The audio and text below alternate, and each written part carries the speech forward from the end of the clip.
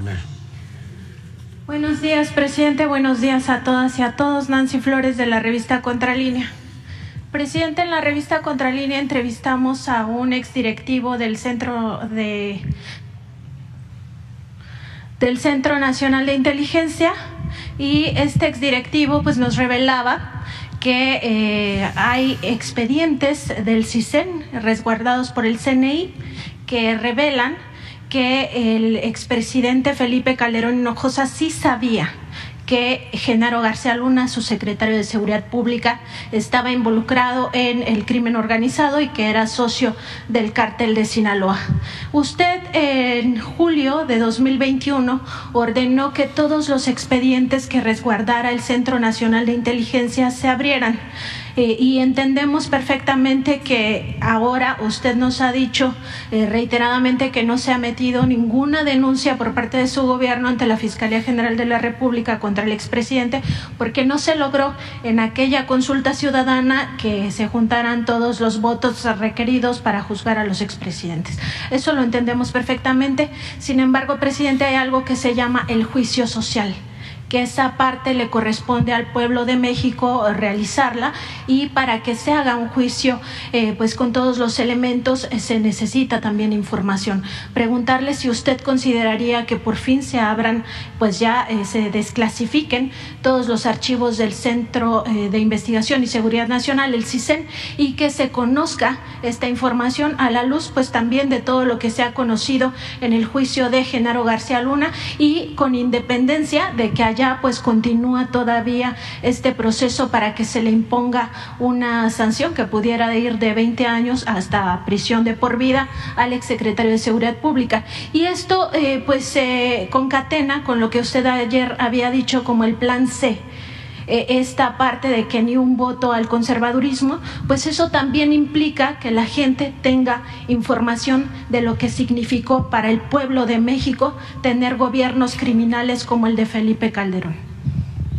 Bueno,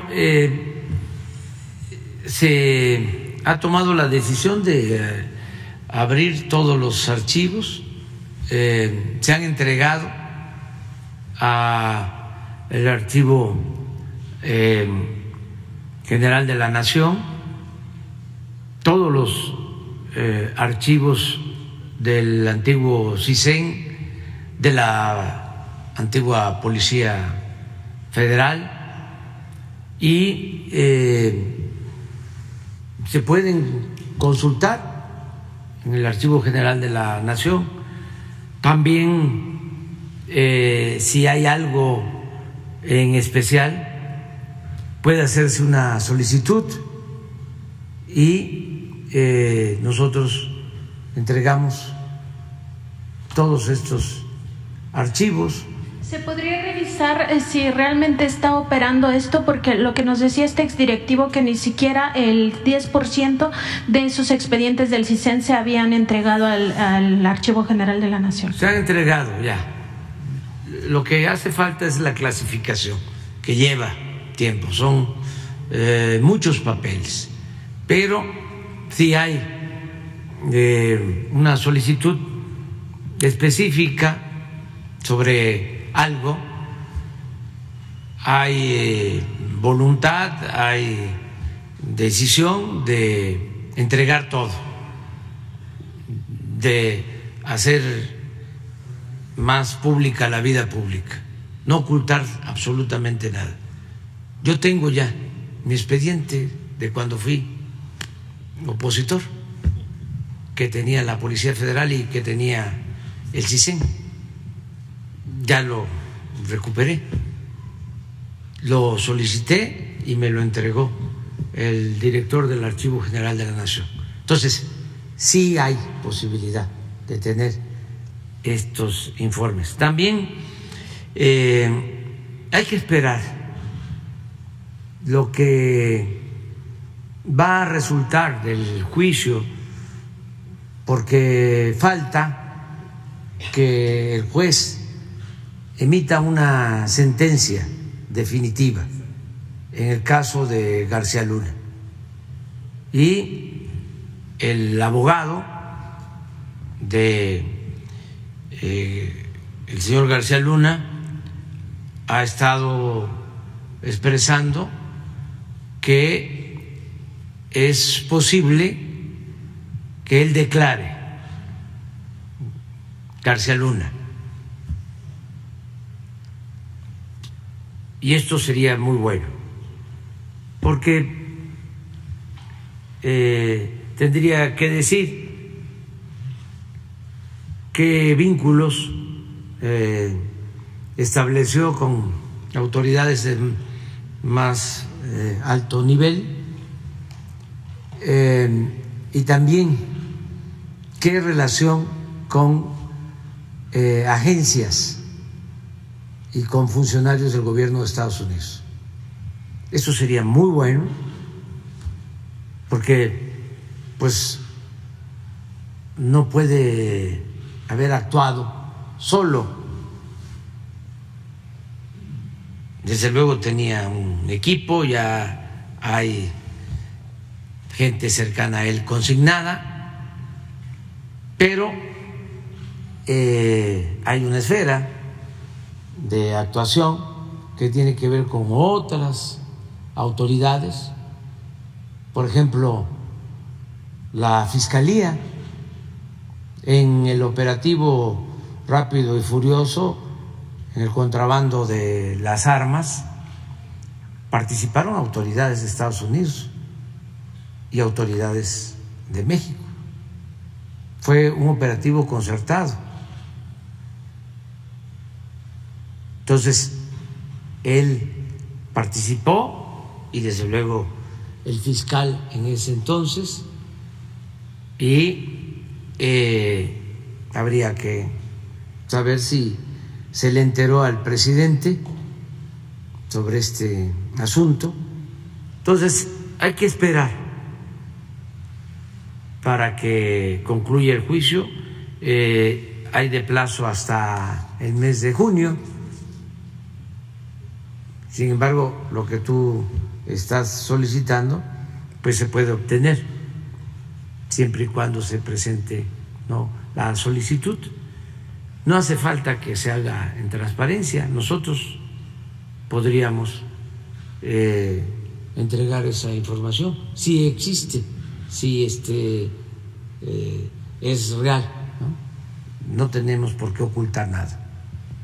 Presidente, también preguntarle sobre esta gira de Lorenzo Córdoba. Bueno, pues ya algún presidente del Instituto Nacional Electoral se descaró, como usted mismo mencionó, ya como alguien que conspira contra el pueblo de México. Esto porque se reunió con organizaciones golpistas como son la OEA y la NET. En el caso de la NET, pues nada más recordar que esta organización pues financia a Mexicanos contra la Corrupción de Claudio X González Guajardo, nada más como un paréntesis, y además se reunió con estos llamados tanques de pensamiento, ¿no?, como el ISIS y también el Woodrow Wilson. En este contexto, presidente, preguntarle si su gabinete de seguridad ha pues analizado la posibilidad de que en el INE haya algún tipo de pues agravio contra las bases de datos, contra el padrón electoral. Esto ya ocurrió cuando al frente del Instituto Federal Electoral estaba José Waldenberg. Se vendió la base de datos del padrón electoral a una empresa estadounidense.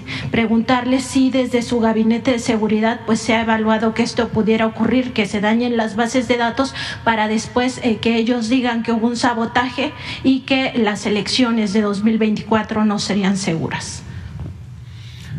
No tenemos información sobre eso.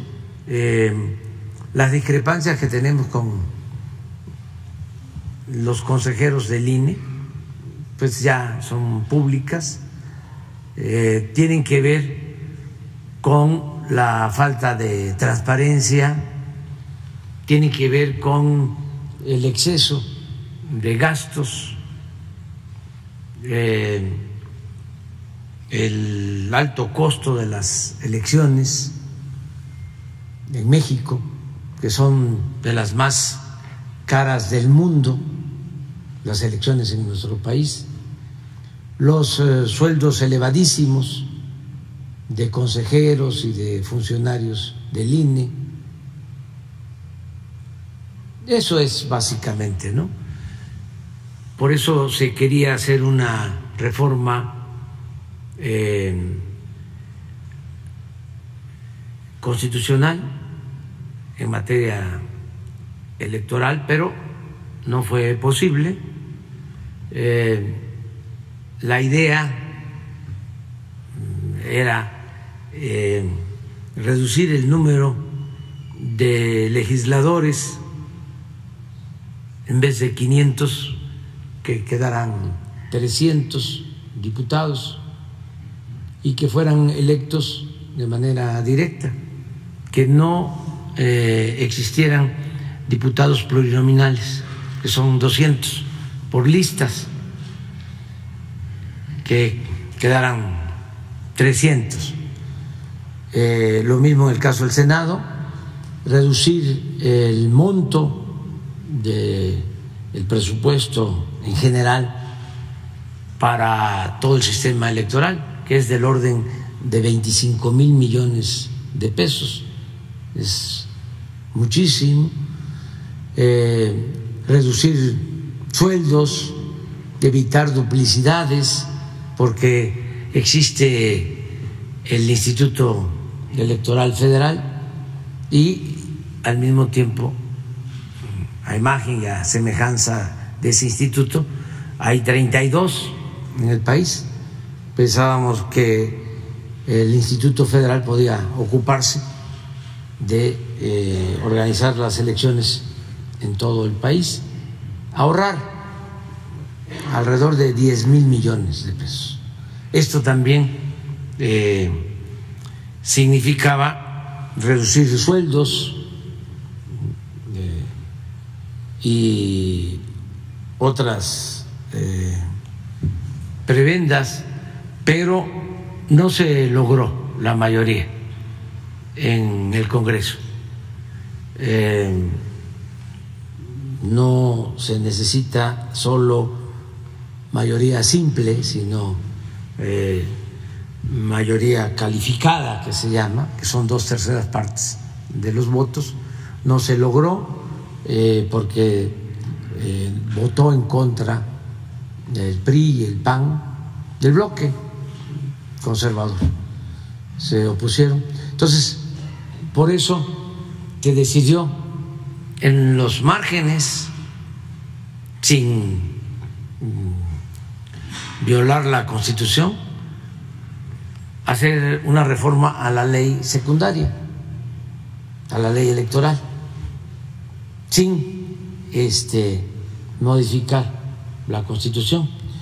Pero también esta ley, que lo único que busca es reducir los sueldos elevadísimos de los altos funcionarios y que haya transparencia, pues fue cancelada por un ministro.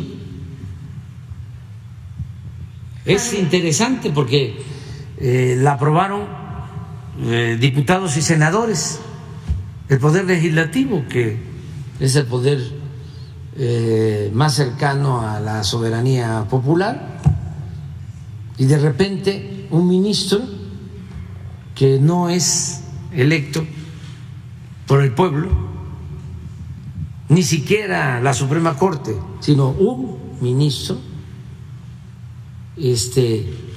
la cancela. Es un hecho, yo pienso, inédito y desde luego pues injusto, arbitrario. Ya pues ahora tenemos en los hechos, o quieren pues que prevalezca, que impere en México una especie de supremo poder conservador, y ya este ministro Lainez ya es como Su Alteza Serenísima.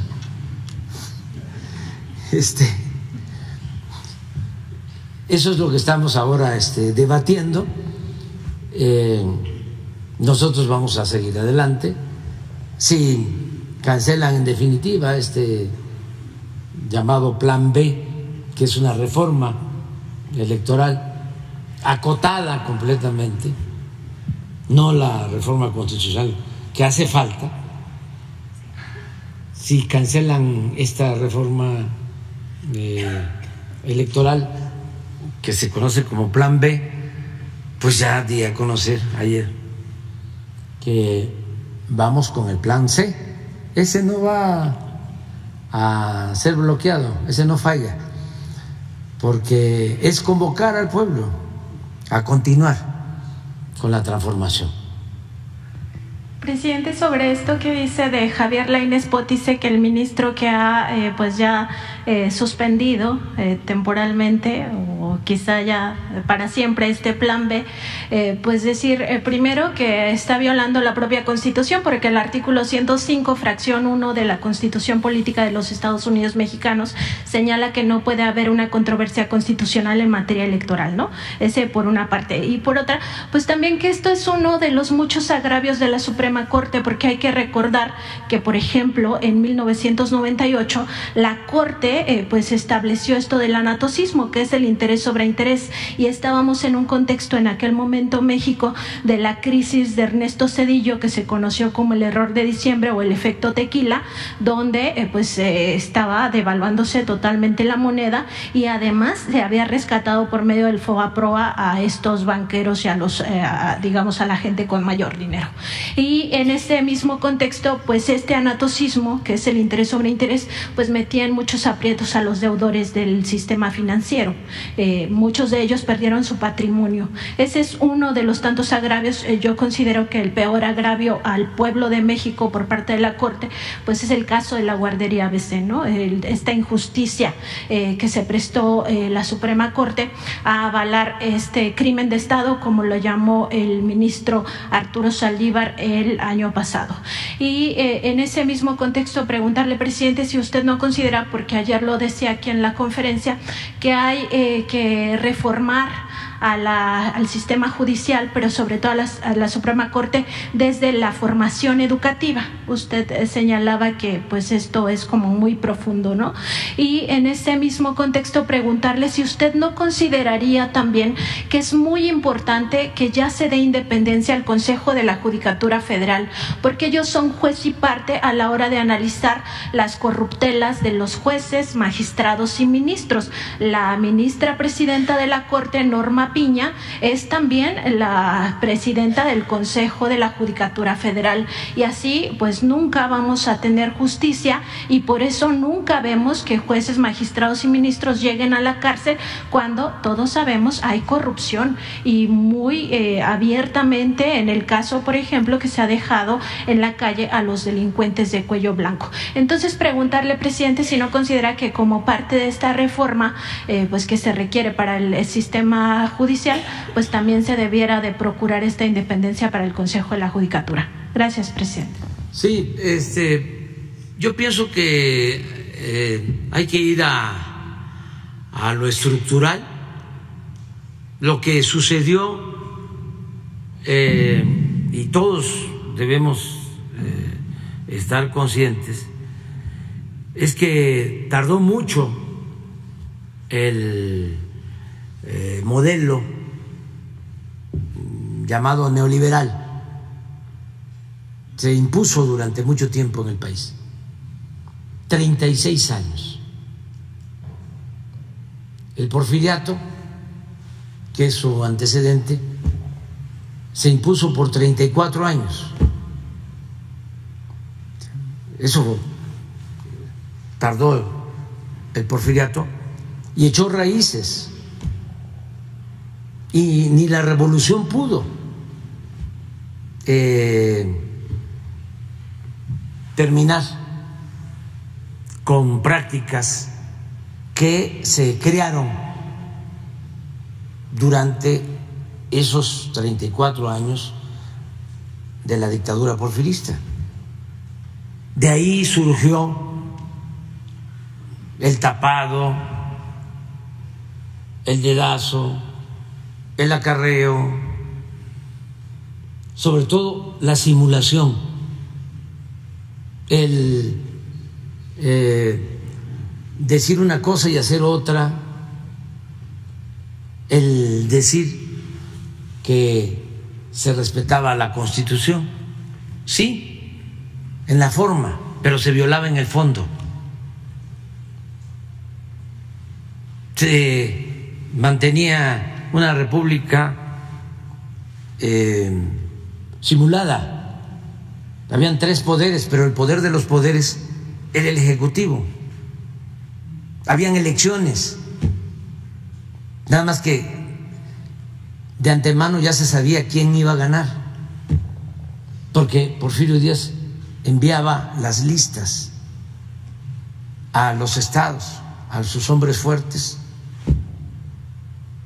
sus palomas mensajeras, y ya se sabía quiénes iban a ser diputados, quiénes iban a ser senadores, o los gobernadores que se eternizaban, igual que él, 20, 30 años en los estados, como hombres fuertes. Bueno, y desde luego, pues, la opresión, la esclavitud, por eso la revolución.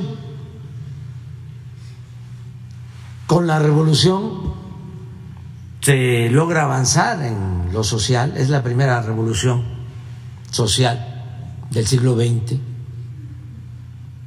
la más avanzada en el mundo. Se entrega la tierra a los campesinos, se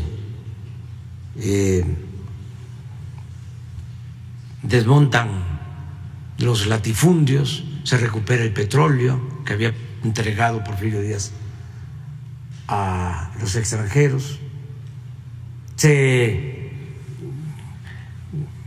avanza mucho en las reivindicaciones laborales, la jornada de 8 horas, salario mínimo, otras prestaciones que desde luego pues no se tenían en el Porfiriato.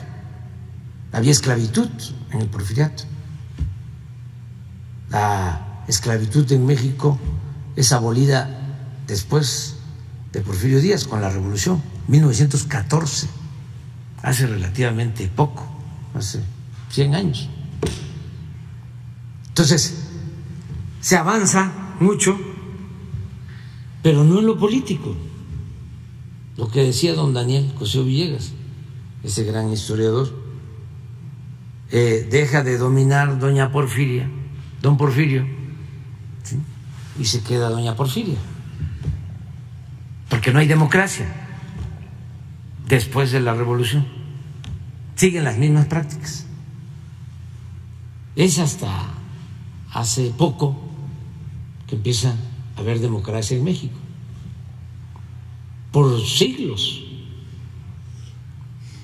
no hubo democracia en nuestro país. No tenemos tradición democrática, no tenemos hábito democrático. Apenas estamos avanzando en eso.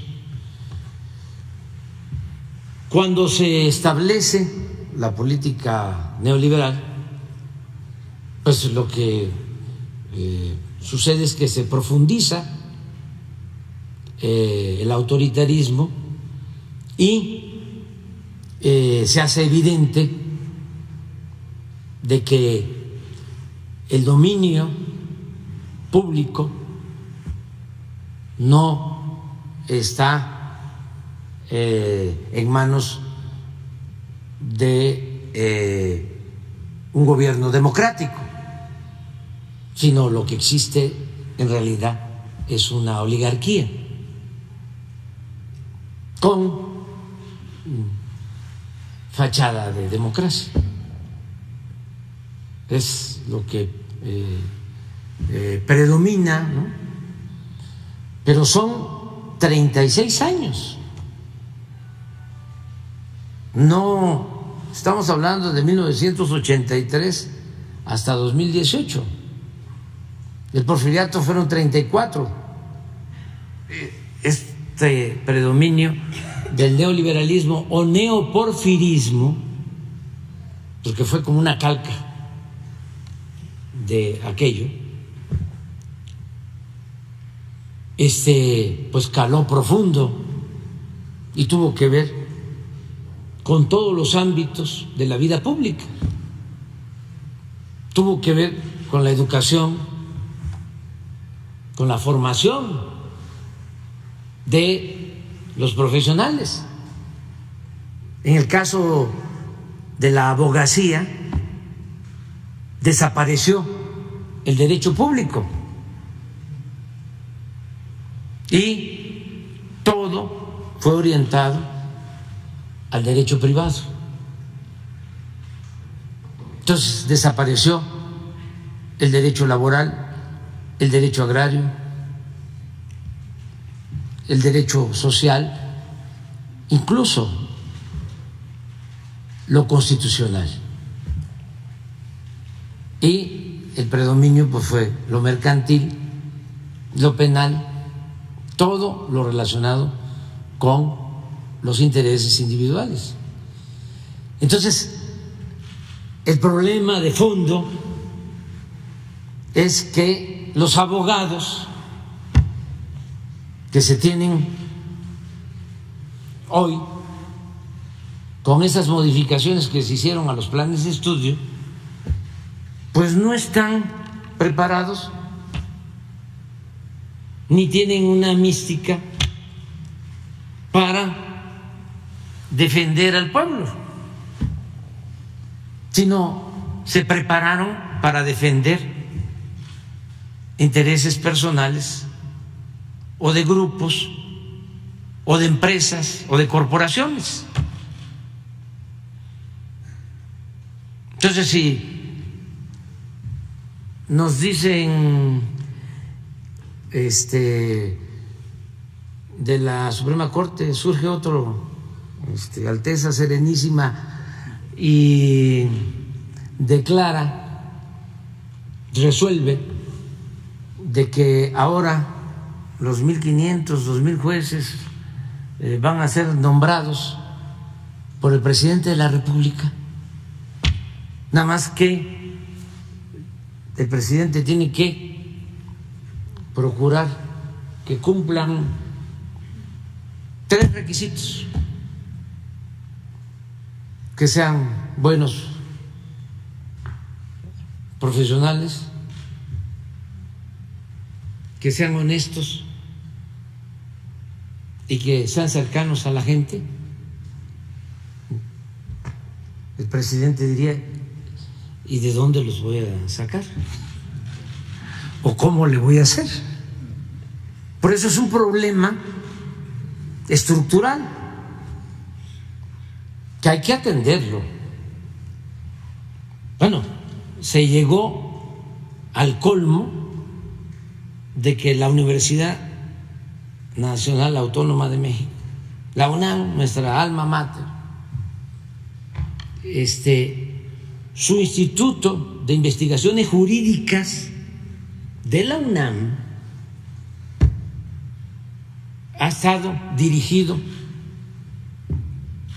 en 2 periodos por un egresado o una egresada del ITAM, de una universidad privada que fundó una persona buena del sector empresarial con esa concepción, el señor Alberto Valleres, que en paz descanse, pero formando profesionales en función de su visión empresarial. Fue tan exitosa esa universidad que fundó el señor Valleres, que de ahí salieron casi todos los secretarios de Hacienda durante el periodo neoliberal. Los economistas, porque esto que estamos hablando de la abogacía también sucede con los economistas y con otras disciplinas. Solo los antropólogos y los arqueólogos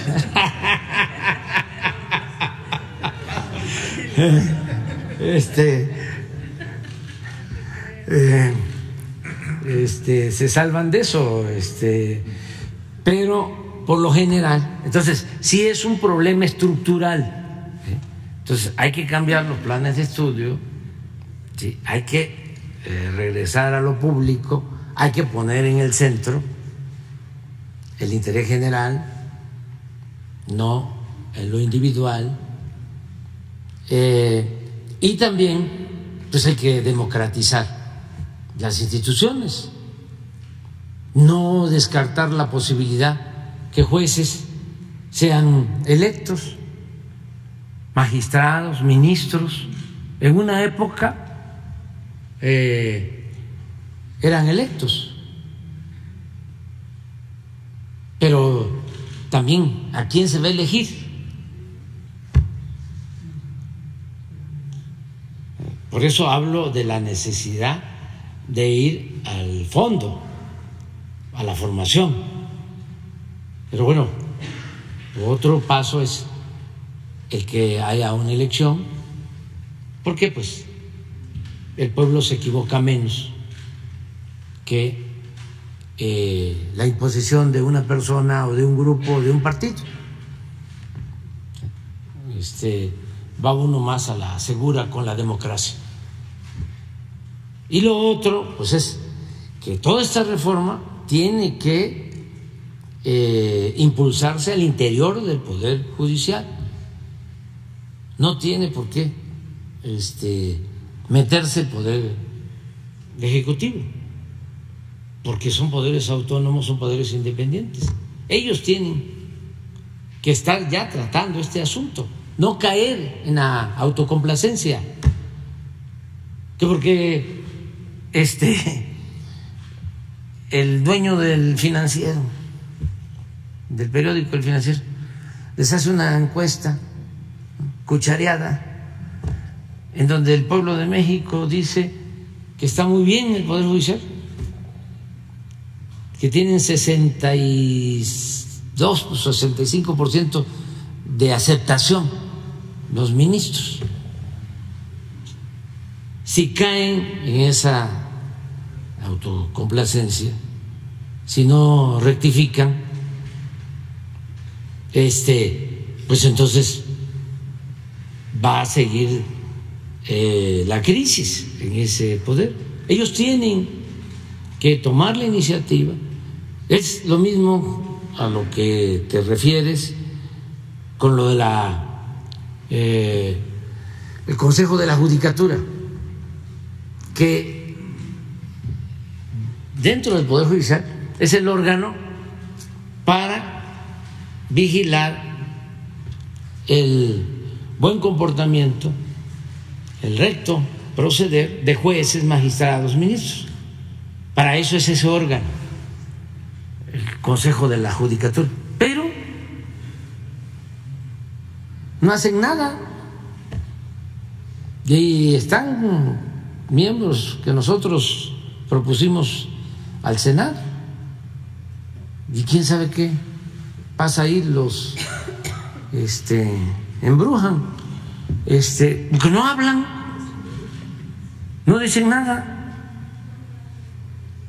¿Saben ustedes de algún juez, de algún magistrado, de algún ministro que esté siendo juzgado o que esté en la cárcel?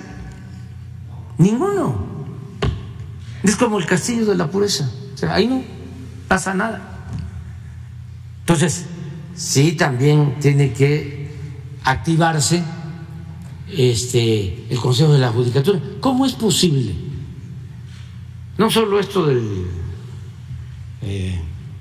ministro Lainez, ¿no? De Su Alteza Serenísima, el ministro Lainez, sino el mismo día que están juzgando en Estados Unidos por narcotráfico o por vínculos con el narcotráfico a García Luna,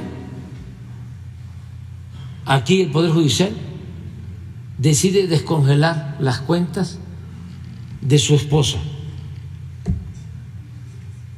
el mismo día, y de otros vinculados a García Luna. Bueno, ni siquiera cuidan la forma. Es mucha la arrogancia, la prepotencia. Y hay que estar cuidando los viernes, porque de repente un juez le da libertad a un peligroso delincuente. Y hay que estar pendiente porque escogen los fines de semana y muchas cosas. Entonces sí hace falta que se dé este cambio y hay que seguir adelante, hay que continuar buscando la purificación de la vida pública. Muy bien. A ver, ¿quién sigue? Presidente, muy buenos días. Omar Niño de San Luis Potosí. Presidente, San Luis Potosí está viviendo una severa crisis de agua, pero no es por la falta de agua, es porque hace 10 años se construyó la presa El Realito, que la construyó Felipe Calderón con una empresa de Grupo Carso. Esta presa, que seguramente usted la conoce, está ubicada justo entre San Luis Potosí y Guanajuato, y es la que le lleva agua a San Luis Potosí. Sin embargo, este ducto, el ducto del Realito, el año pasado se descompuso, tuvo fallas por lo menos 15 veces, y hace 15 días la Comisión Nacional del Agua informó que la cortina ya tiene fisuras y se están desperdiciando 500 litros por segundo. Esto quiere decir que se está desperdiciando más agua de la que le está llegando a la capital potosina. Nos vamos a quedar los potosinos prácticamente un año sin agua, y San Luis Potosí ya está desesperado porque vivir sin agua implica mucha complicación en temas de salud, en temas de no poder vivir. Entonces, aquí la pregunta es, ¿qué se puede hacer? Porque los gobiernos también, tenemos que decirlo, hubo un contrato que pusieron cláusulas millonarias para que se le quite la administración a esta empresa del Realito, y San Luis Potosí, por lo menos en este 2023, lleva más días sin agua que con agua. Hay el vital líquido, la presa está desperdiciando, le repito, 500 litros por segundo de agua. Es un desperdicio que ya lo quisiera Nuevo León, que ahí sí no tienen agua, que ya lo quisieran los estados del norte que batallan por la sequía, y que en San Luis Potosí se está desperdiciando. La pregunta es si la Comisión Nacional del Agua pudiera atender esta emergencia del vital líquido que está sucediendo en San Luis Potosí, si usted puede intervenir, porque realmente los potosinos se lo están pidiendo. Sí, lo vemos. Hoy mismo le vamos a pedir al ingeniero Germán Martínez de Conagua que nos dé un informe, y aquí se da a conocer, ¿no?, la situación y qué podemos hacer. Correcto. ¿Sí te parece? Sí, gracias, presidente. Nada más nos das todos los datos. O con Jesús. Ya seguramente Germán está escuchando. Correcto, muchas gracias, presidente. Otro tema, hace aproximadamente 20 días que estuve por aquí, le expuse sobre los trabajadores del gobierno del estado que no tenían seguro. Usted le indicó aquí presente al director del IMSS que atendiera la situación. Sin embargo, la única realidad, aunque el director ya fue a San Luis Potosí, la única realidad es que solamente se le regresó la seguridad social a 188 trabajadores y trabajadoras del gobierno del estado que se ampararon, que ganaron el amparo y que se les regresó la seguridad social. Y todavía más allá de las declaraciones del propio SOE, que dijo que son cuestiones técnicas, pero la indicación, y la verdad es que la gente de San Luis Potosí estaba confiada en que se atendiera su indicación, no se cumplió. Hoy San Luis Potosí solamente tiene 188 trabajadores y trabajadoras del gobierno del estado con seguridad social, y lo más complicado es que hay muchos trabajadores que están enfermos y que vieron coartados sus tratamientos ¿Por qué? Porque los mandaron a un seguro privado que tiene un tope financiero y que no quieren seguir los tratamientos de estas personas que están enfermas, que incluso iban a ser sometidas a alguna operación y que lamentablemente están hoy, pues incluso algunos hasta en peligro de muerte, y otros no tienen el acceso a la medicina, porque el Instituto Mexicano del Seguro Social, que es pues una institución muy noble, sí les da esta posibilidad de que vayan por la medicina. Los seguros a los que el gobierno los ha cambiado simplemente no les dan la medicina y la tienen que comprar con su propio bolsillo. Entonces, la solicitud nuevamente, presidente, es que se haga algo con los trabajadores, porque hace 8 días el magisterio, y seguramente la Secretaría de Educación lo sabe, tomó las calles de San Luis Potosí. Más de 20,000 maestros y maestras salieron a la calle porque también se les retiró su seguro, también se les dejó de pagar algunas prestaciones que tenían el magisterio, y es una situación que en San Luis Potosí se está expandiendo y que lamentablemente hoy, le repito, 188 maestros y maestros son los únicos que cuentan con seguridad social. Esa sería la pregunta. Y nada más por último, si también nos puede decir cuándo va a Tamazunchale a supervisar, si ya tiene la fecha, a supervisar la carretera, la autopista Valles-Tamazunchale. Bueno, sobre esto último, tengo informes de que ya se está avanzando, había problemas. Tamazunchale, Ciudad Valles, esa carretera se va a terminar, ya se está trabajando bien. Había dificultad y ya se estaba trabajando en varios frentes. Decirle a la gente esto, me informó antier el secretario de Obras Públicas que ya las empresas, creo que está Coconá ahí trabajando, y ya resolvieron el problema con transportistas y ya se está avanzando. Acerca de lo de salud, pues aquí está Zoe. Muchas gracias. Respecto a la pregunta que había hecho también el periodista Omar, el 28 de febrero, ese mismo día se atendió el tema con el gobernador del estado, con Ricardo Gallardo, y es importante que se conozca el contexto amplio porque hay alguna información incompleta sobre lo que aquí se ha planteado. Los trabajadores del gobierno del estado de San Luis Potosí se encontraban desde 2003 amparados por un convenio de aseguramiento voluntario del régimen obligatorio, es la modalidad 38, así se le conoce. Esto les ofrece protección de las prestaciones en especie, de los seguros de enfermedades en maternidad, es decir, la atención médica, riesgos de trabajo. Al 31 de diciembre del 2022 se tenían 22,587 trabajadores asegurados en esta modalidad.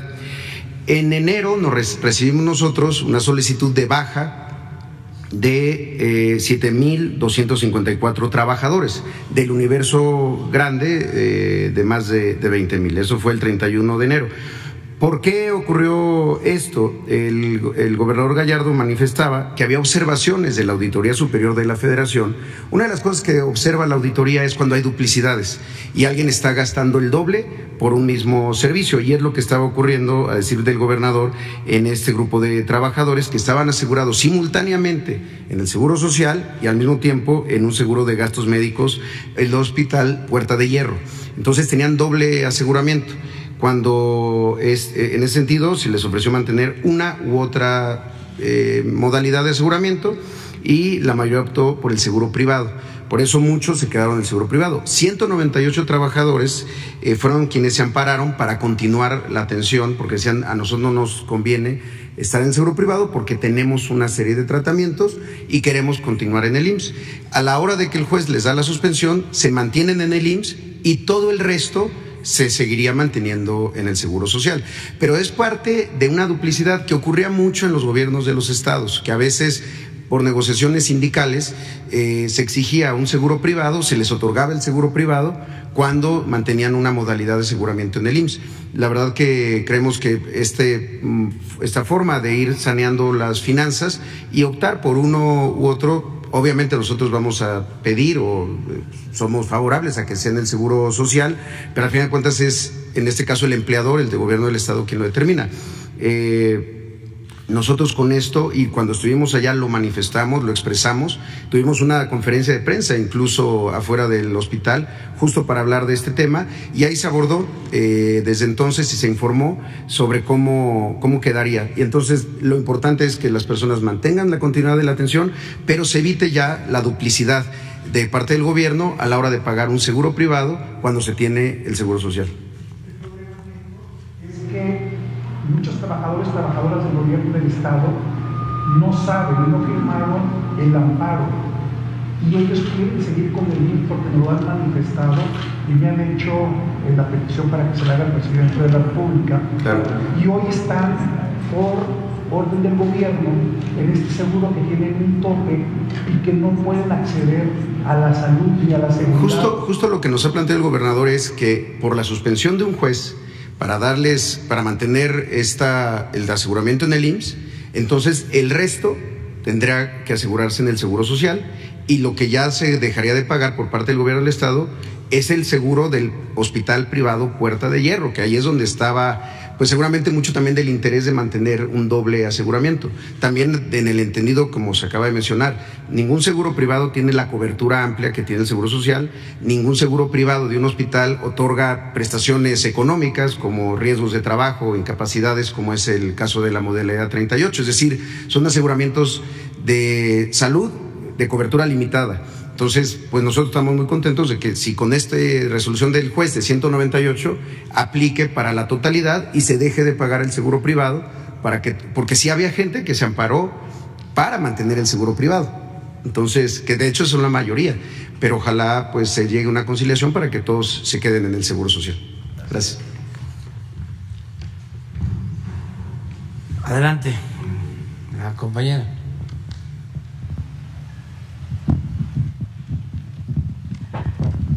Gracias. Muy buenos días a todos y a todas. Liliana Noble de Pulso Saludable. Buenos días.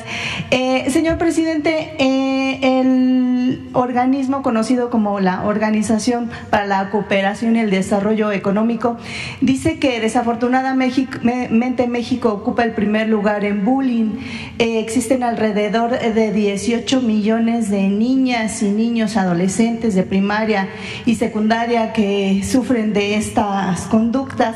Tuve la oportunidad de entrevistar al doctor Héctor Rodríguez Juárez, el director general del Hospital Psiquiátrico Infantil, doctor Juan N. Navarro, y él me decía que el tema del bullying es un tema serio, que habría que tener en consideración varios aspectos: el agresor, el agredido, el testigo y la familia.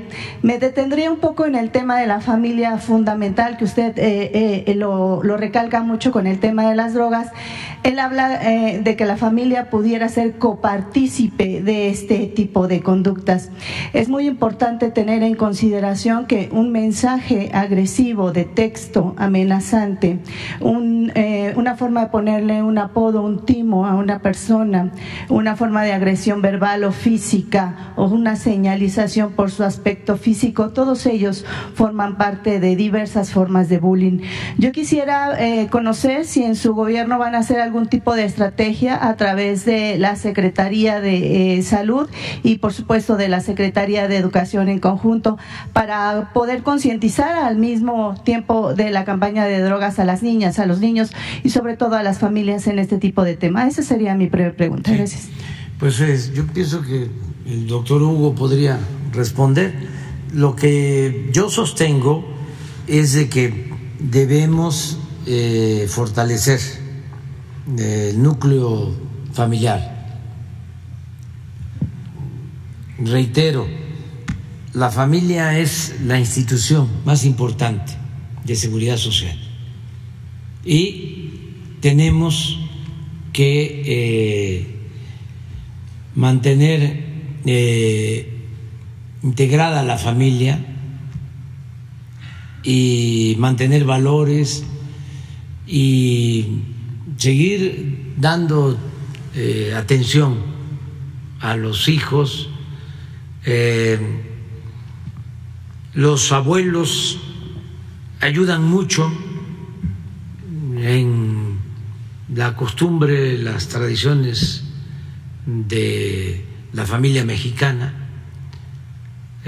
Cuando hay diferencias entre parejas, los que entran a atender a los nietos son los abuelos.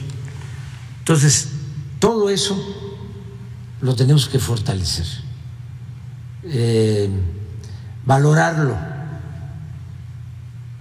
Uno de los errores que se cometieron en la izquierda es que nos importaba más lo comunitario, lo social, lo colectivo, y le dejamos el importante asunto de la familia, sobre todo en nuestro país, porque, con todo respeto, en México tenemos esa fortaleza, esa dicha, ¿no?, de tener una familia con costumbres, con tradiciones muy solidarias, muy fraternas. Si le va mal a un miembro de la familia, acuden en su apoyo otros. Si no fuese por esa integración familiar, el país se hubiese descompuesto aún más durante el periodo neoliberal, porque todo fue enfocado a lo individual, a lo material y al individualismo, al triunfar a toda costa, sin escrúpulos morales de ninguna índole, a no voltear a ver al de al lado, al no llevar a la práctica el amor al prójimo, en fin. Entonces, sí, creo yo que es muy importante el mantener unida a las familias, y eso va a ser de mucha ayuda para todo. O sea, exaltar eso, o sea, tenerlo presente. O sea, decía yo que le dejamos el asunto de la familia a la derecha. Imagínense, a los conservadores,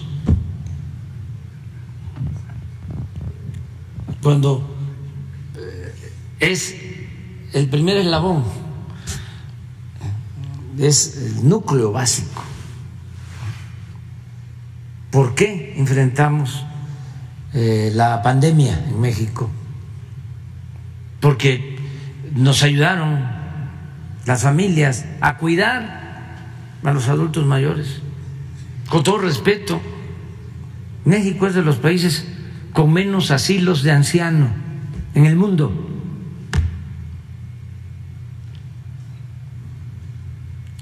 ¿Dónde sufrieron más los adultos mayores? En los asilos, con la pandemia. Nosotros, por nuestras tradiciones, no hay la costumbre de que vayan los adultos mayores, los ancianos, a los asilos.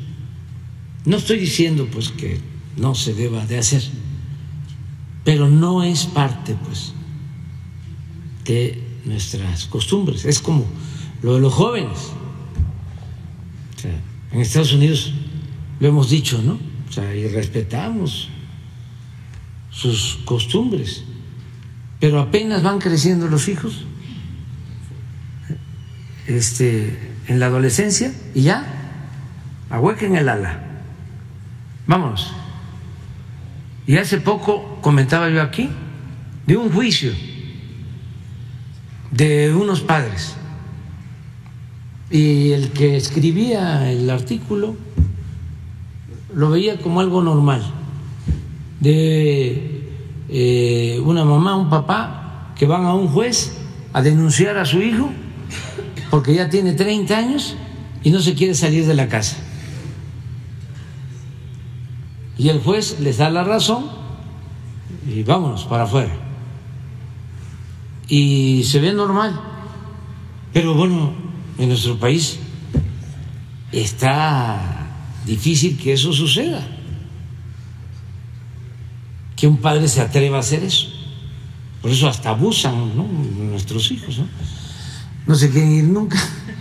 Pero son costumbres, tradiciones que vienen de lejos y que nos ayudan mucho.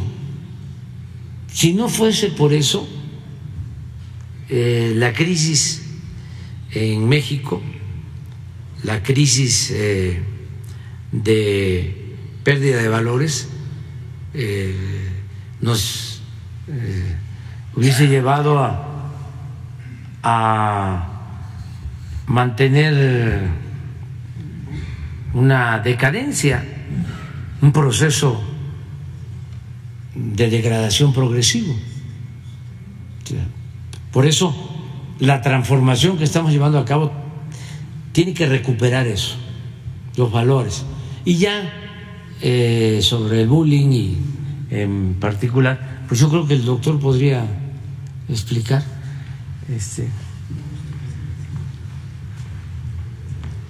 Con mucho gusto.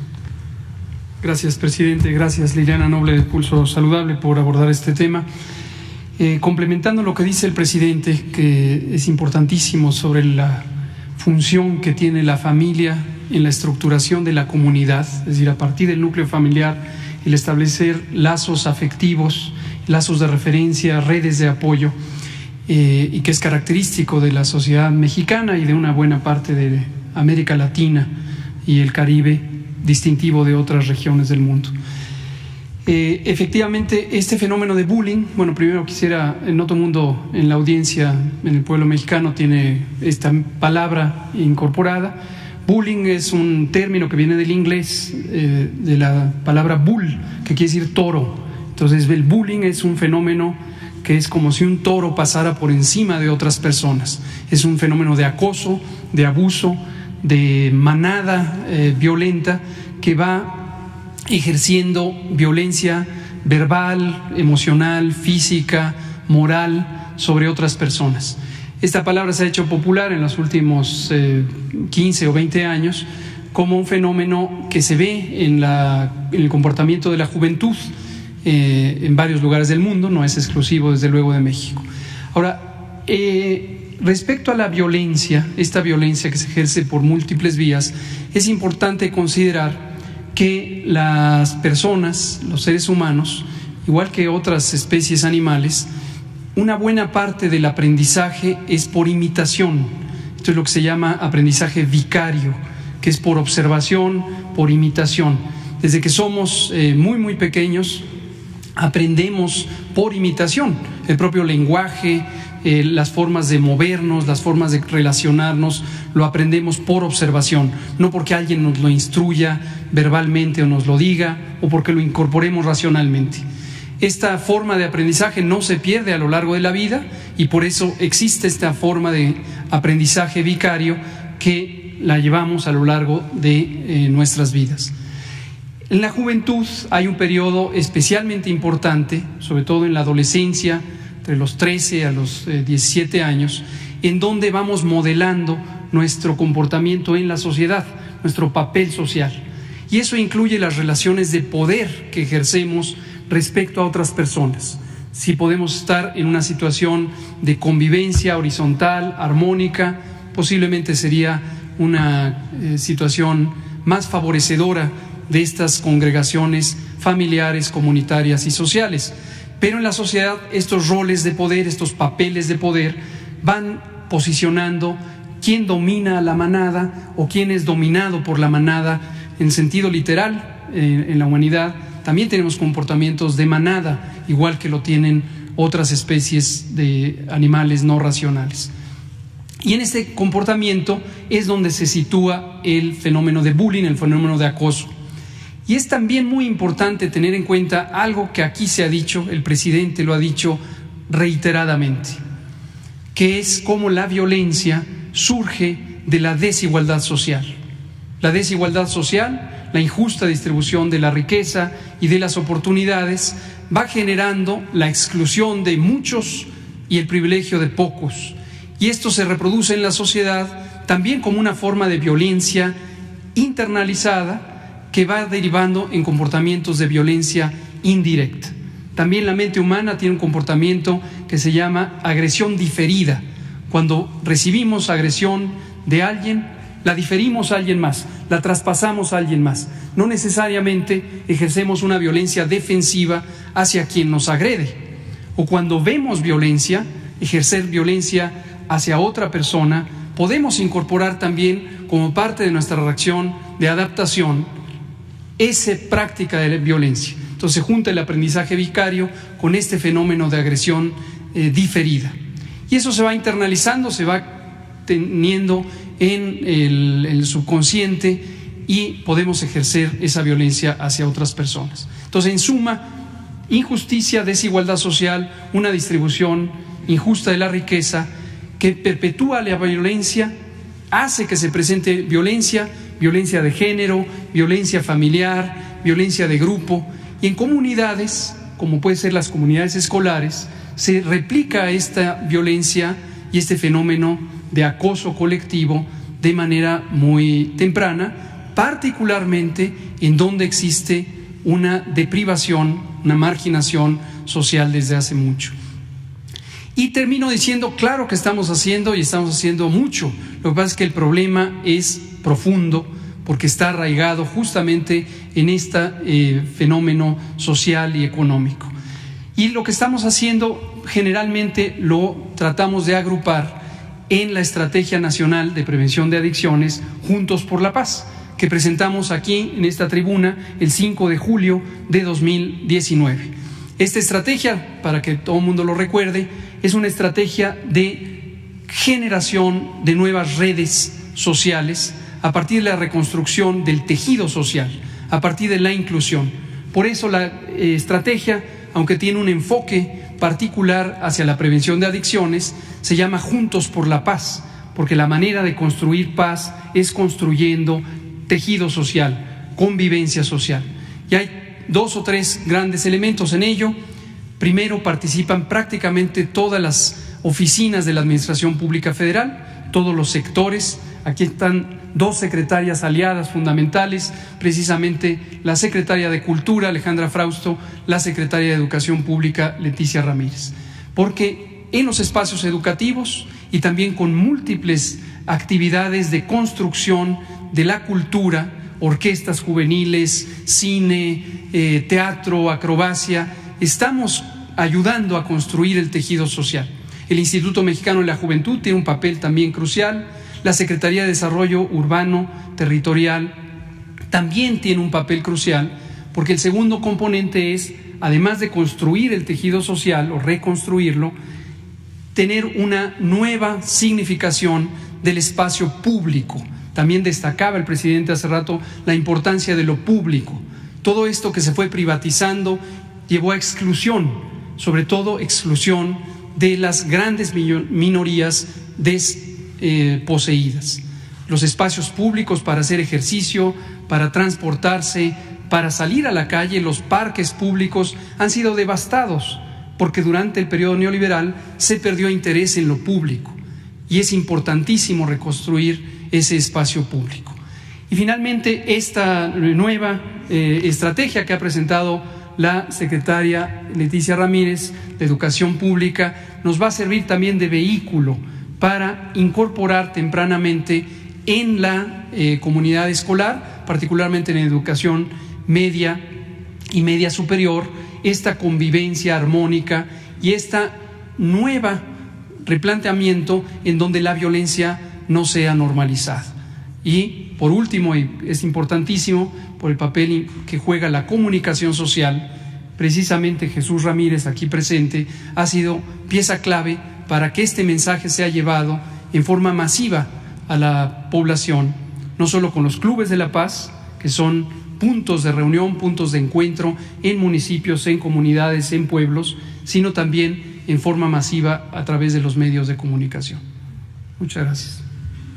Bueno, aprovecho para decir que en prevención de adicciones, sobre esto, pero en general, ya todos los martes va a estar con nosotros el doctor Hugo López-Gatell todos los martes. Prevención de adicciones es un tema para orientar sobre la campaña. Recuerden que solo tenemos 2 campañas de medios masivos financiadas por el presupuesto público, que es la de el no a las drogas, la prevención a las adicciones, esa se va a continuar, y la de la buena alimentación, también es preventiva, es medicina preventiva, y va a continuar. Mañana vamos a tratar lo del deporte. Vienen todos los responsables de los programas de bienestar y se va a dar a conocer todo lo que hemos hecho para la promoción al deporte, porque eso también es medicina preventiva, es parte de la salud. Entonces ya estamos trabajando en eso. Recordará que hace 15 días le preguntaba sobre el tema de los tabacos, cuál es la postura por parte de la Secretaría de Salud con estos más de 600 amparos que se han generado a raíz de la publicación de esta ley que prohíbe la publicidad y la exposición física de las cajetillas de estos productos que ocasionan alrededor de 68,000 muertes en el país. Me gustaría conocer, si me lo permite, la postura de pues la Secretaría. Estamos dándole seguimiento, ¿no?, a todos los procesos legales para que los jueces desechen esas solicitudes, esos recursos de amparo y se mantenga vigente la ley. Desde luego, como están de por medio intereses muy fuertes, ¿no?, están presionando mucho, pero nosotros somos perseverantes. Yo creo que eso ya quedó demostrado, que no nos rendimos y que somos libres. Esa es también una gran ventaja de la democracia, cuando el pueblo elige. Entonces, cuando no son los grupos de intereses creados los que imponen a las autoridades, cuando un gobernante llega con el apoyo del pueblo, pues nada más tiene como amo al pueblo. No hay grupo económico, por poderoso que sea, que pueda imponerse en contra del interés público. Esa es la esencia de la democracia. Entonces, la oligarquía sí, es el gobierno de los pocos, de la minoría, de los potentados. La democracia es el gobierno del pueblo. Entonces, afortunadamente, pues en México se están dando estos cambios. No ha sido fácil, ya lo sabemos, pero se va avanzando. Y vuelvo a reconocer el buen comportamiento de nuestros opositores, que debaten, se oponen, critican, cuestionan, calumnian, insultan, pero no pasan de ahí. Y esta es una transformación profunda, porque fueron muchos años de dominio de una minoría. Y en los últimos tiempos para que se dimensione lo que está sucediendo en México en el periodo neoliberal del 83 al 2018, esos 36 años, es el periodo en toda la historia de México de mayor saqueo de nuestros recursos naturales.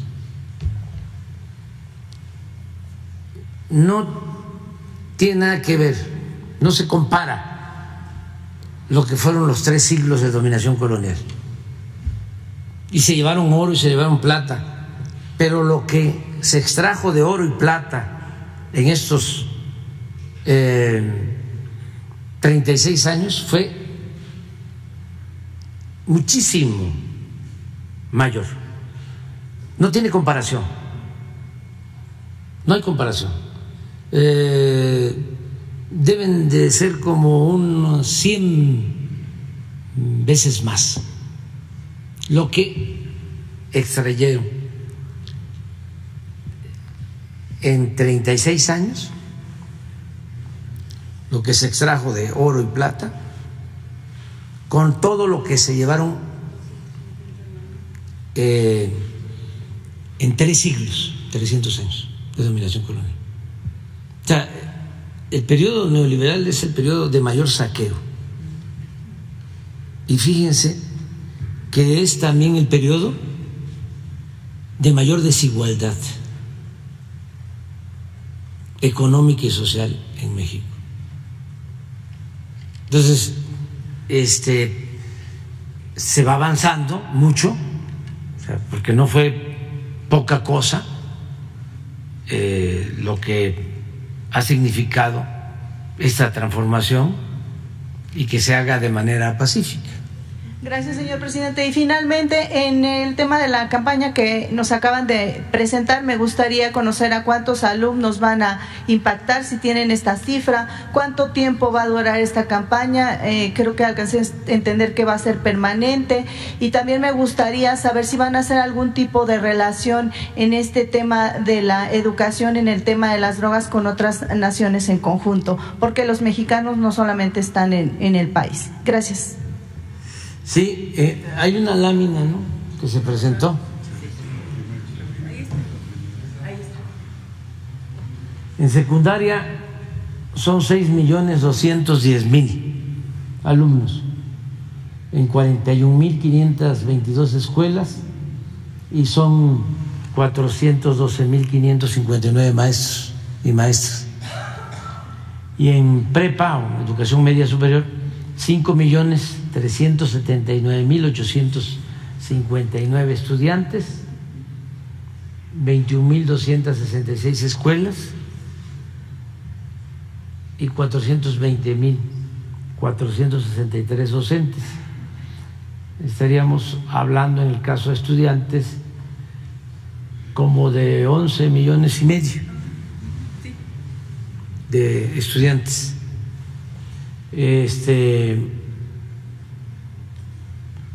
Sí,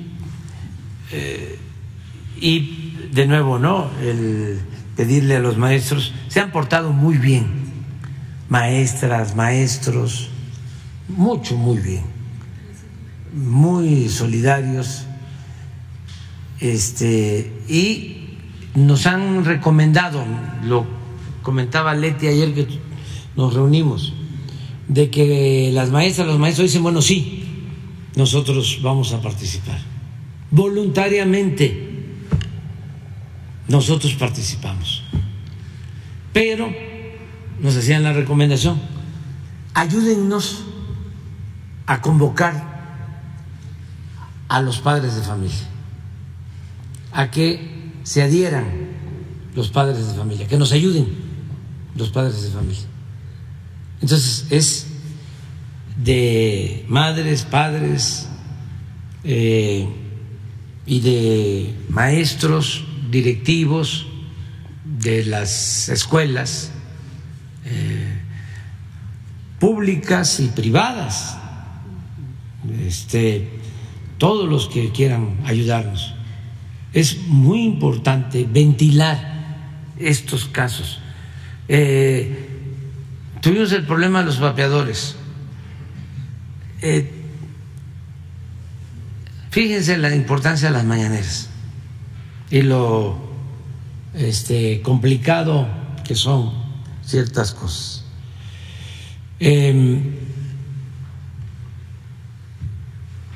Me habían dicho de que no había problemas con los vapeadores y que estaban pidiendo una autorización para comercializarlos. Me pasan el acuerdo y lo firmo. Al mismo tiempo que Salud tenía una campaña en contra de los vapeadores, pero al interior del gobierno hay criterios. Bueno, imagínense que llega al despacho del presidente y firma. Qué bueno que existe la mañanera, porque aquí alguien me dice: oiga, ¿y por qué firmó del decreto para que se comercialicen los vapeadores? Le digo: no firmé. ¿Cómo? Le digo: pero déjenme ver, ¿no? Porque pues hay que actuar de manera precavida, ¿no sabe uno? Y ya reviso, y sí, y va para atrás. Me llevó un año darle para atrás a lo que se había decretado, pero aquí salió. Luego, la presión. No pasa nada con los vapeadores, son 5 sustancias que no hacen daño, las que contienen. Es como cigarrillo, es menos dañino que el cigarro. Es agua, es humedad, es vapor. Nos metemos a hacer una investigación con COFEPRIS, 35 sustancias y algunas cancerígenas que pueden llevar al cáncer. Más dañino el vapeador que el cigarro. Esto aquí analizado por los médicos. ¿Creen ustedes que los padres sabemos de esto? ¿Tenemos información? No. Entonces, por eso hay que informar. Y por eso tomamos la decisión. Y es lo mismo del tabaco, son intereses muy poderosos. La verdad que los empresarios en México cada vez están apoyando más todas estas acciones. Están demostrando tener dimensión social y no solo les importa el lucro. Entonces se va avanzando de manera conjunta y vamos a seguir así. A ver, ¿cuánto? Pues te vas a llevar 46 mañana.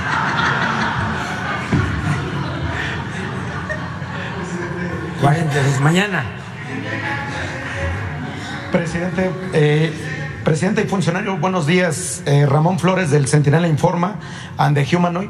Presidente, el año pasado le pregunté sobre el tema del cártel inmobiliario y el cártel de los notarios, y hoy le voy a dar a conocer nuevamente que, regresando al tema sobre la Suprema Corte de Justicia de la Nación, pues la familia del ministro Jorge Mario Pardo Rebolledo está despojando a una familia de un terreno en Las Ánimas, en Veracruz. Usted dio la instrucción de que la Consejería Jurídica los atendiera y los atendieron amablemente, pero lamentablemente no se les puede apoyar porque las fiscalías, como las de Veracruz, pues son autónomas. Presidente, nosotros continuamos con la investigación y descubrimos que la familia del ministro está implicada en más de 10 despojos, y le voy a contar cómo es el modus operandi, para que conozcan cómo es el cártel inmobiliario, cómo es el cártel de los notarios, porque aquí también está una compañera que fue atacada allá en Puerto Vallarta por denunciar también lo que es el cártel inmobiliario. El gobierno de Sonora también ya ha puesto mesas de atención, y lo que hacen, su modus operandi es, por ejemplo, si hay un terreno en Veracruz, van y lo compran en Oaxaca con un notario de Oaxaca, una persona originaria de la Ciudad de México, del Estado de México, triangulan. Y entonces, con base en los jueces, para poder localizar al defraudador, pues no se localiza. Hoy el ministro Jorge Mario Pardo Rebolledo es presidente de la primera sala que ven los temas civiles y penales, donde hay un conflicto de interés. Yo le haría un llamado al ministro que, por pura ética, hablara con su familia, porque está despojando a una familia que tienen 2 hijos con uno con síndrome de Down y otro con una discapacidad. Entonces, de verdad, ¿qué se puede hacer, presidente, ante estos hechos? Porque el cártel inmobiliario y el cártel de los notarios, se lo voy a dar a conocer, es prácticamente, ahorita estamos descubriendo más de 5,000 despojos, no nada más en la Ciudad de México, sino al interior de la República. ¿Qué se puede hacer? Porque el PRI robaba de las arcas del erario, el PAN despoja, porque le puedo asegurar, y tengo documentos, que más del 70% de los despojos participan funcionarios del PAN, tanto locales, estatales como federales. También anda por ahí prófugo un diputado que tampoco ni lo han desaforado, Christian von Roerich. Entonces, presidente, ¿qué se le puede hacer? Porque usted también apela a su humanismo. ¿Qué se le puede hacer sin interferir en la Suprema Corte para ayudar a esta familia? Porque su consejería los quiso apoyar, los apoyó también Jesús Ramírez, pero lamentablemente no pueden incidir porque la Fiscalía de Veracruz pues dice que como es autónoma, pero el conflicto de interés que hay con el ministro Pardo Rebolledo, ¿qué se puede hacer ahí, presidente? Pues se puede seguir ayudando en la gestión, en el trámite, incluso con la Fiscalía en Veracruz, aunque hay que respetar su autonomía, si se trata de un asunto de justicia, pueden ayudar. Entonces nos das de nuevo los datos, de nuevo que Jesús intervenga y se ponen de acuerdo, y seguimos adelante. Sí, también sobre el mismo tema, presidente, su consejería jurídica con la SEDATU podrían poner una mesa de atención a las víctimas de despojo en el país, como lo hizo la jefa de gobierno Claudia Sheinbaum aquí en la Ciudad de México, que pusieron una mesa de atención, porque de verdad, presidente, que si usted pone una mesa de atención y toda la gente que ha sido despojada viene y le informa, estamos ante el robo más grande de la historia en cuanto a despojo. Y ¿sabe qué es lo más lamentable? Que están despojando a personas de la tercera edad. O sea, no están despojando a personas que se saben defender, y en su mayoría es de verdad de los casos panistas. ¿Se podría poner una mesa de atención, presidente? Sí, nada más hay que hablar con la consejera. Ok. Y, presidente, también abonando sobre el tema de la compañera, sobre el caso del bullying. Hace aproximadamente 15 días tuvimos un caso lamentable en Teotihuacán, donde una niña golpea a otra niña con una piedra y lamentablemente la niña fallece. Aquí yo quiero darle otro sentido, no tanto sobre el bullying, hacerle la pregunta directamente a la profesora Leticia, de que si ellos podrían implementar un solo programa con las universidades de las 32 entidades federativas, con los psicólogos y psicólogas, porque, por ejemplo, tenemos al maestro Zoe que está haciendo una convocatoria para los médicos. Si la profesora podría precisamente hacer una convocatoria a nivel nacional, porque hay muchos psicólogos y muchas psicólogas que no tienen trabajo, y ver la manera de que cada escuela pudiera contar con un psicólogo. Pues, digo, hay que tener algo de contención, porque podemos hablar de psiquiatría, podemos hablar de otros temas, pero por lo menos tener un psicólogo en cada escuela para contener estos tipos de ataques, y que, por ejemplo, también se pueda trabajar entre familias. No sé si ya tenga contemplado ese programa la profesora. Ahora Leti responde, pero en el caso de los hospitales del IMSS Bienestar, en todos se está contratando psicólogos, y hay un programa. Me gustaría que lo explicaras en qué se sustenta, y luego Leti. Mucho gusto, señor presidente. Efectivamente, en el programa IMSS Bienestar, desde que existe, desde su nacimiento como IMSS Coplamar en el 79, uno de los elementos más importantes es la acción comunitaria, y en ese espacio de acción comunitaria, lo que se conoce como CARA. Los CARAs son centros de atención rural al adolescente. Ahora los estamos convirtiendo en CASA, que son centros de atención a la salud de los adolescentes, y tienen que ver con 5 dimensiones que personal de psicología se dedica a convocar a los jóvenes. Se hacen en el trabajo comunitario, se van identificando jóvenes que acuden a las unidades para aprender sobre 5 temas. Uno, el asunto de la violencia familiar, la violencia en el noviazgo. El segundo, sobre hábitos alimentarios saludables, sobre los daños que hace comer comida chatarra, refrescos, bebidas azucaradas. Un tercer punto tiene que ver con justamente adicciones, los riesgos que significan las adicciones, la ingesta de alcohol y de otras drogas. También el tema de la activación física, y en ese sentido también la posibilidad de construir un proyecto de vida, y en ese punto también el tema de salud sexual y reproductiva para evitar embarazos no deseados, embarazo adolescente, y ahora un componente adicional sobre salud mental. Este programa, además, hemos estado trabajando con el equipo de Juntos por la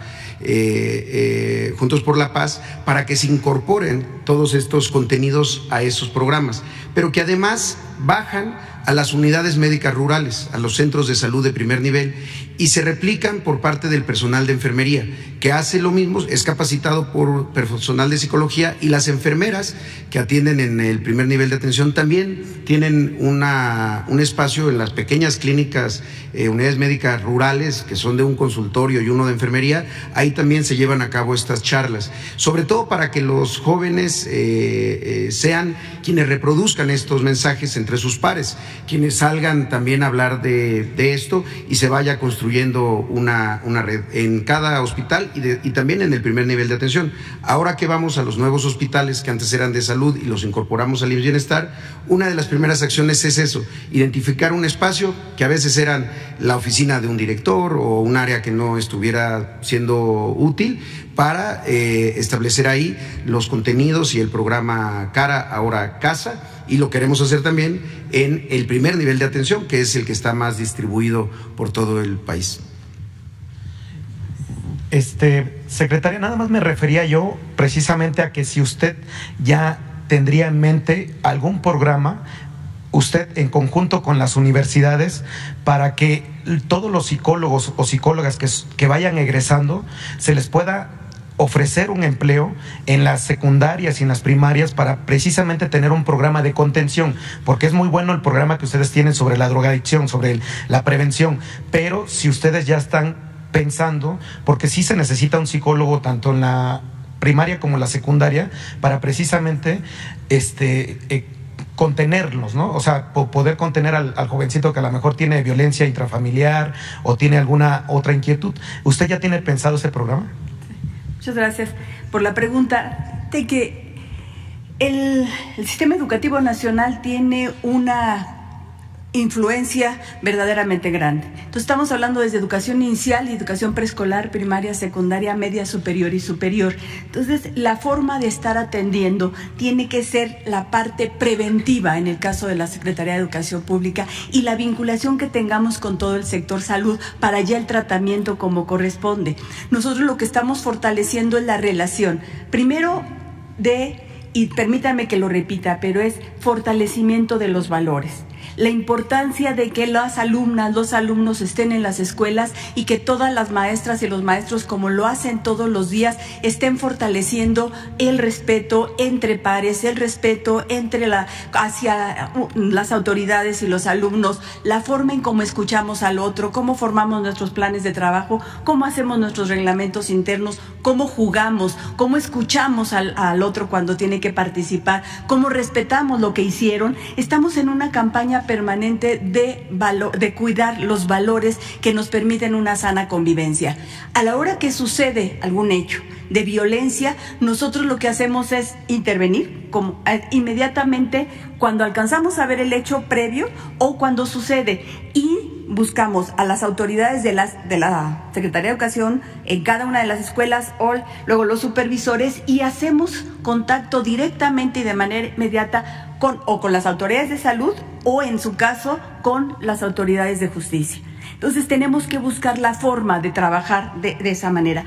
El asunto de una propuesta para incorporarlos como trabajadores de la educación a los psicólogos no la tenemos considerada, porque tiene que ver también con cómo trabajamos en cada una de las escuelas y cómo fortalecemos el trabajo docente. Pero sí, la contención y el acercamiento con las alumnas, con los alumnos. Y nosotros decimos, y lo insistimos mucho, y es que es un trabajo entre todos.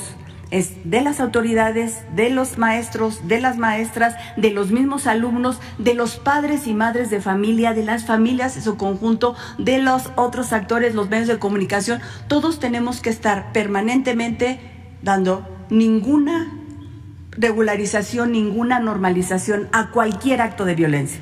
No se permite ningún tipo de acto de violencia. Tenemos que decirlo, tenemos que hacer algo para impedirlo, no lo tenemos que permitir, no lo tenemos que normalizar. Por eso tenemos que anunciarlo a cada una de las autoridades y actuar de manera coordinada. En ese plan estamos, porque además las maestras y los maestros todos los días están cerca de los alumnos y están permanentemente generando espacios colectivos en donde pueda cada quien expresarse de la mejor manera posible.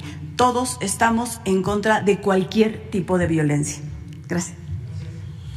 Bueno, ya, vámonos a desayunar. El 46. Mañana. Sí, mañana. Sí, voy a Guerrero.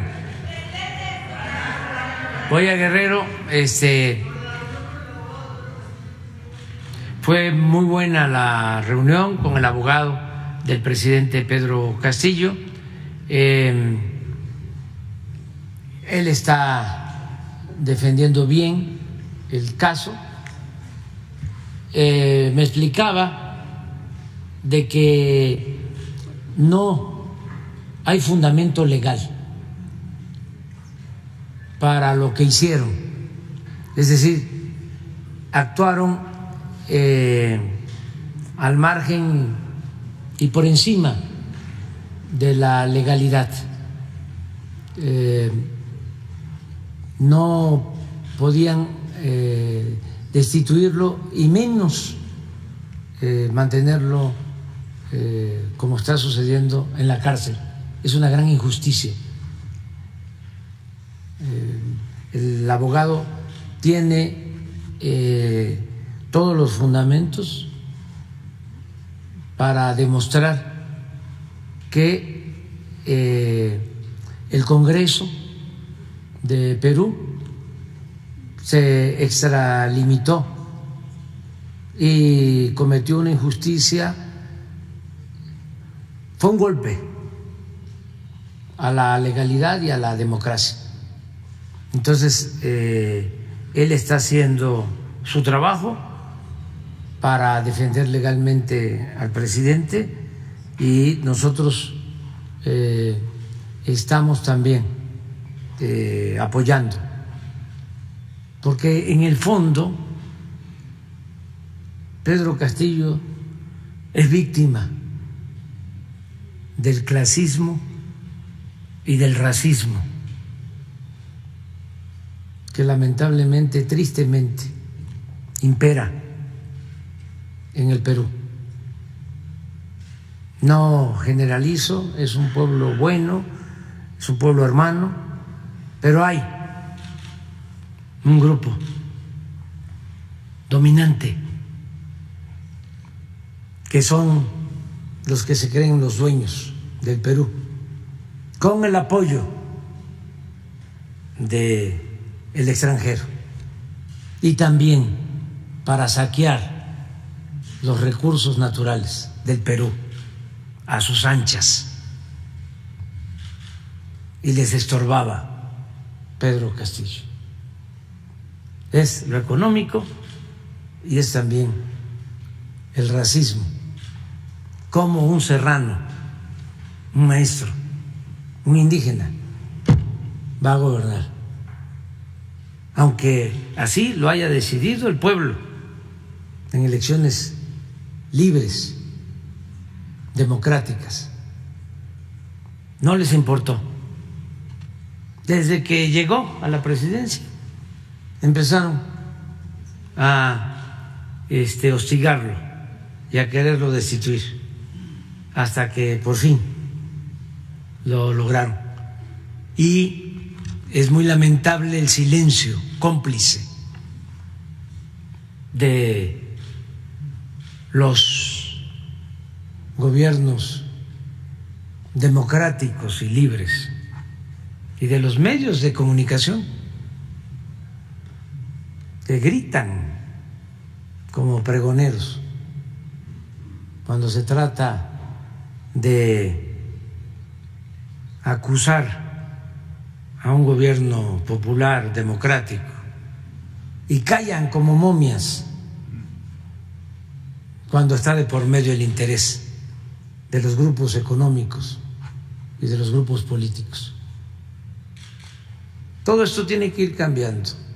Al final va a triunfar la justicia sobre el poder. Me canso ganso.